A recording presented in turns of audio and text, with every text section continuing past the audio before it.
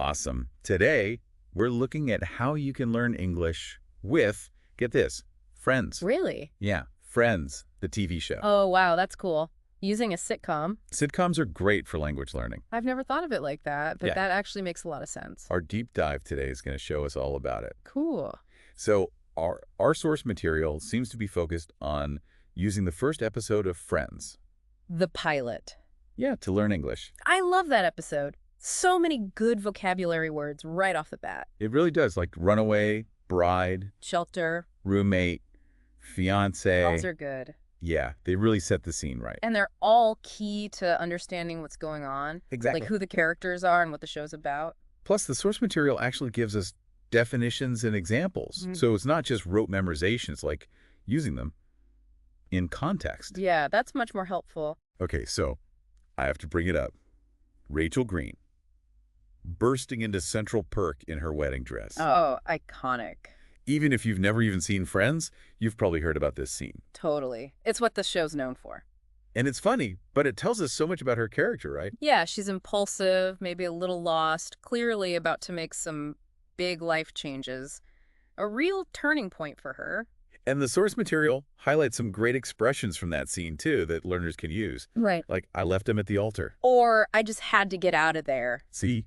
That's something you could actually say in real life, not just some textbook phrase. For sure. Like, imagine you're in a stuffy meeting. Or a super crowded concert. You just want to escape. Totally. I just had to get out of there, you know? Exactly. It works perfectly. Yeah. The source material also highlights one of Rachel's longer lines. You know, where she says, "It was like all my life. Everyone's told me I should be this person, and I should get married, and I should do this." Yeah, it's so relatable. Like everyone's felt that pressure at some point. Totally. Trying to meet other people's expectations? Even when you're not sure what you want, it's actually really smart for language learners because it connects to a feeling everyone has, and suddenly you're expressing that feeling in English. It's like a deeper level of connection to the language, right? Exactly. It's not just words. It's like you're living the language. So we've got vocabulary, relatable expressions. What else is there? Well, the source material dives into introducing all 6 main characters. Gives you a glimpse of their personalities right away. Like Monica, she's a perfectionist who takes great pride in her cooking skills. Ooh, there you go. Already you're thinking about words for cooking, for being organized, maybe even a bit obsessive. Yeah, exactly. And this isn't just about adjectives, right? It helps you understand, like, the whole dynamic of the show, why they're funny together. So it's all connected. Understanding them helps you understand how they use the language. And what's cool is the source material then suggests, like, a little activity, matching descriptions to the characters' names. That's A fun. little quiz. But it gets you thinking about how we describe people in English, too. Their looks, their personality. So it's practical. It goes beyond just the show.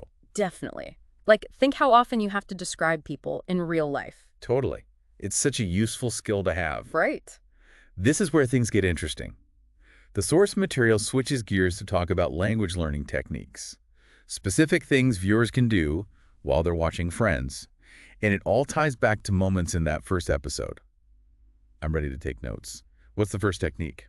All right, so it might sound simple, but the source material says, pay close attention to how the characters greet each other and how they react when something surprising happens. Oh, okay. But why would something so basic be helpful? Well, think about it. How many times have you felt awkward trying to greet someone naturally in English? Oh, all the time. But Friends gives you like a million examples. From casual, hey, hi, to more formal, how are you? And you see how they use different greetings depending on like who they're talking to. So it's about picking up on those social cues, too. Exactly. We get so caught up in grammar rules that we forget how people actually talk. True. Like when Rachel bursts in, right? Yeah. Everyone else is shocked, confused, excited, maybe even a little amused. And by paying attention to their faces, their tone of voice, you're not just learning words, you're learning how to convey emotion in English. It's like learning the unspoken language, too. The stuff you don't get from textbooks. Wow, that's really cool. So technique 1, observe those natural interactions, the subtle cues. Exactly. See, Friends is already teaching us. I love it. What's next? This one might sound a little technical. The source material talks about contractions, you know, I'm your, all those shortened versions. Oh, yeah, those can be tricky. Especially for new learners. because they Yeah. sound different from the full words. To- But they're everywhere in real conversations. So you really need to master them. And Friends is perfect for this. The characters use contractions constantly. So you get used to hearing them, when they're used, how they sound. So it's like absorbing the rhythm of the language, not just individual words. Right. And you start noticing patterns, too. Like, contractions are more common in casual settings.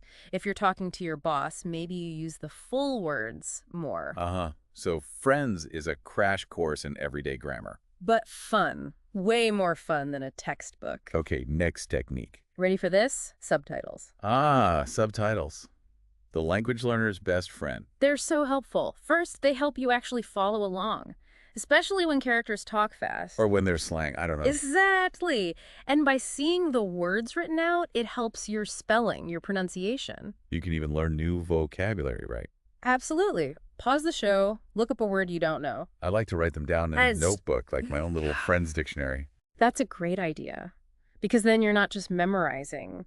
You're seeing how they're used in real situations. I remember the source material also talked about watching with subtitles, then trying without them. Oh, yeah, that's a good challenge. To see how much you understand. And it's motivating to see how you improve. So subtitles are good for comprehension, vocab, pronunciation, even tracking your progress. Amazing how much they can do. Right, they're like a built-in language tutor. So we've got greetings and reactions, contractions, subtitles, anything else. Oh, there's one more, and it's my favorite. The source material says, try to analyze the humor in Friends.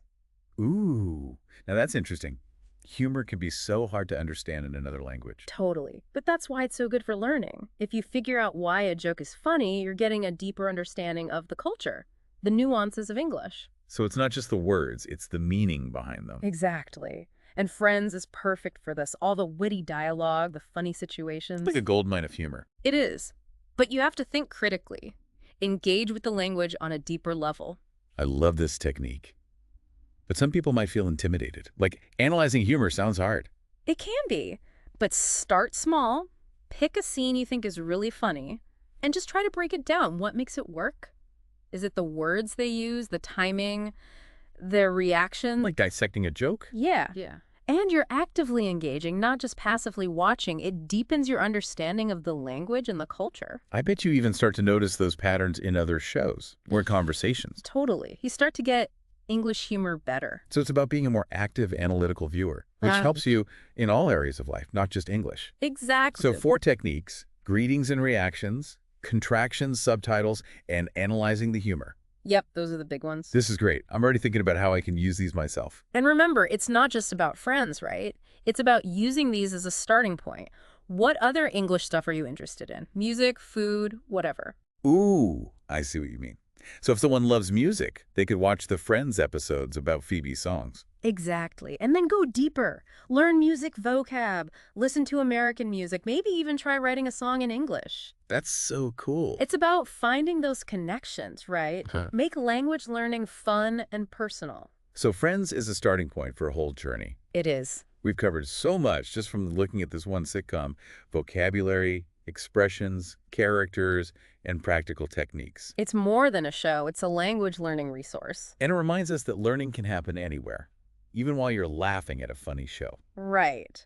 When you're enjoying yourself, you learn better, and that's when the magic happens. It's like sneaking in a lesson while having fun. If you're trying to improve your English, I say pick a sitcom you like and try these techniques. You might discover a new favorite show along the way. And who knows, maybe you'll find yourself saying, "How you doing?" with a whole new level of confidence. And understanding. That's it for this deep dive, everyone. We'll be back with more.